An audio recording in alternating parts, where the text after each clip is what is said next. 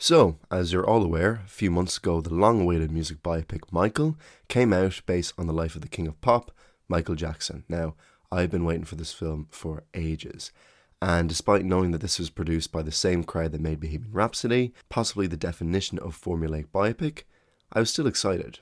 But as the release date came closer, news came out that the whole third act had to be reshot because of a clause in a settlement agreement which put the film in development hell. Now, I remember just after hearing this, I said to myself, look, when I get into that cinema, I'm just going to turn my brain off and enjoy the music.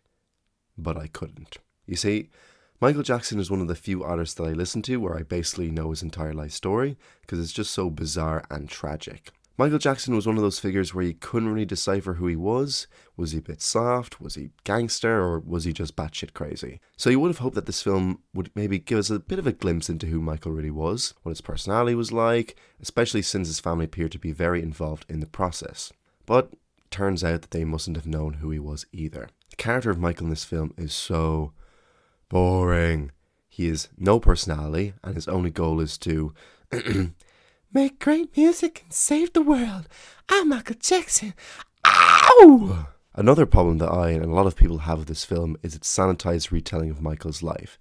Now, it shouldn't be a surprise to anyone that Michael Jackson's life was a constant nightmare, with the abuse he received at the hands of his father, Joe Jackson, the worldwide fame from a very young age, his skin condition, his constant desire for perfection, burning his scalp which got him addicted to painkillers which eventually ended up killing him in the end. Like, this film should have been a tragedy, but the audience aren't going to have fun if Michael isn't having fun.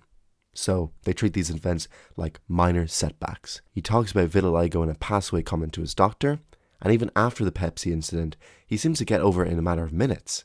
The whole film centers around Michael trying to escape from the clutches of Joe Jackson so he can start his own solo career. But even then, it never feels like Michael is obliged to do Joe's bidding. Halfway through the film, when he meets John Branca, who I'll talk about now in a second, Branca fires Joe Jackson straight away, which didn't happen at all in real life. But then, the biggest conflict of the film has already been dealt with, so what else is holding him back? Now, let's talk a bit about John Branca.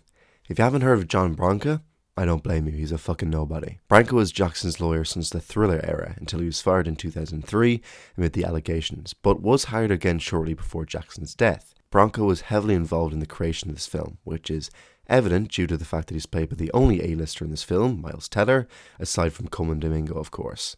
The first time Michael and Branca meet in this film is so fucking stupid. Michael's all like, "Hey, do I know you from somewhere?" Which I guarantee you he did not say.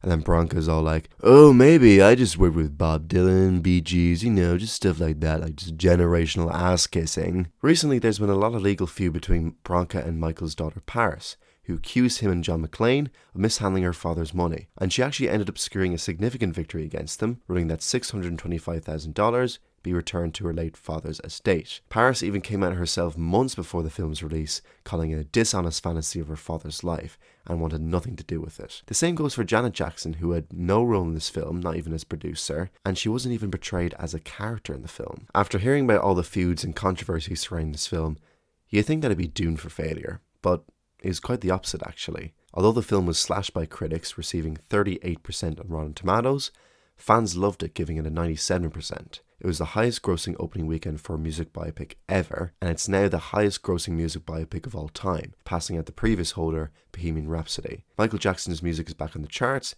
and at the time of recording, he's the third most listened to artist on Billboard. Here lies the reason for the very existence of biopics, to get the new generation to start listening to the artist's music again, and also make shit tons of money. The same thing happened after the release of Bohemian Rhapsody, and to be honest, when I watched that film a few years ago, it actually did get me interested in their music again. As I mentioned before, this film is an incredibly sanitized retelling of MJ's life.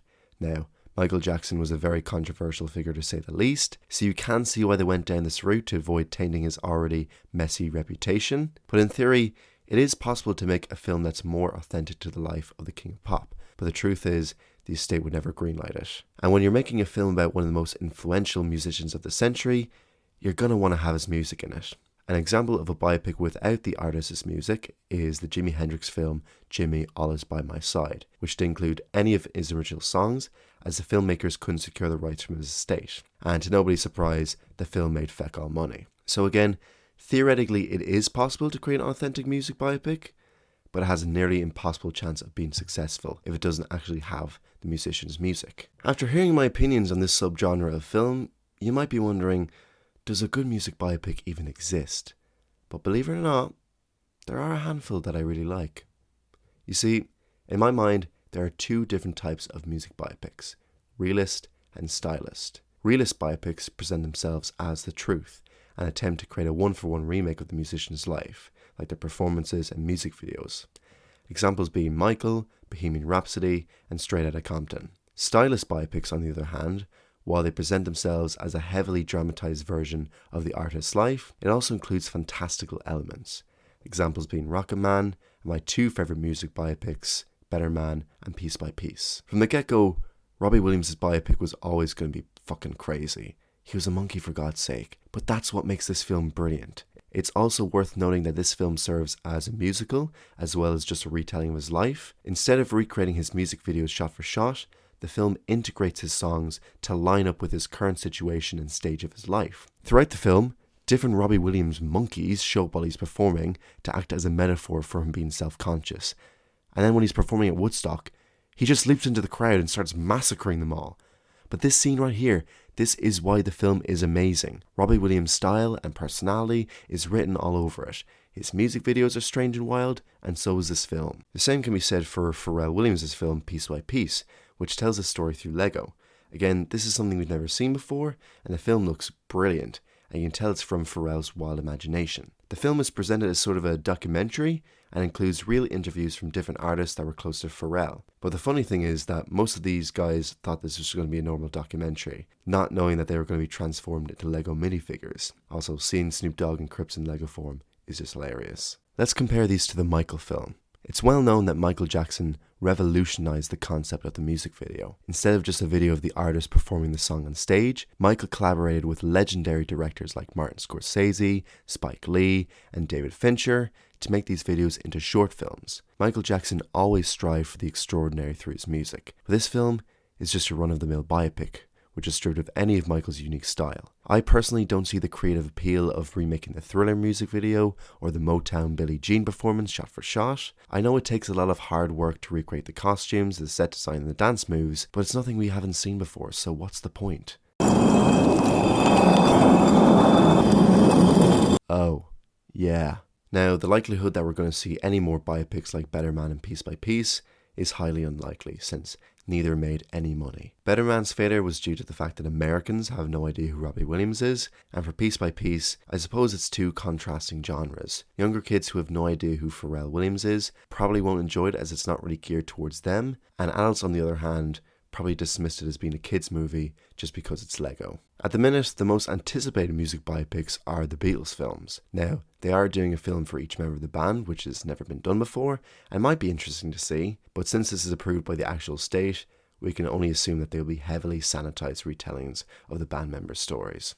Except for the Ringo movie, of course, that'll be absolute cinema. Now, the only way the Beatles films would be watchable at all is if they're anything like the animations in the Beatles rock band. Seriously, watch the intro to that game. I would kill to have a Beatles film like this. So the title of this video is Michael and the Death of Biopics, but unfortunately, after Michael's box office success, this genre isn't going away anytime soon. Until they literally run out of famous musicians to cover, that is. But if you are going to watch a music biopic, I definitely recommend watching California Scheming. It's a Scottish film directed by James McAvoy. It tells the story of these two Scottish rappers who want to get a studio deal, but they're mocked because of their accent. So instead, they put on American accents and pretend to be from California. It's actually based on a true story, although most people have never heard about it before. But I think it's these kind of stories about lesser known artists that deserve their own films. They're a lot more interesting than the stories of even the most successful pop stars. Remember those Beatles films in the 60s where it's just them going on wacky adventures? I'd love to bring that back. Like, here's my pitch for a modern version. So here it is. Kendrick Lamar and Drake, they're stuck in a haunted house, and they have to put their differences aside to escape the clutches of the evil banshee known as Sharon Osbourne.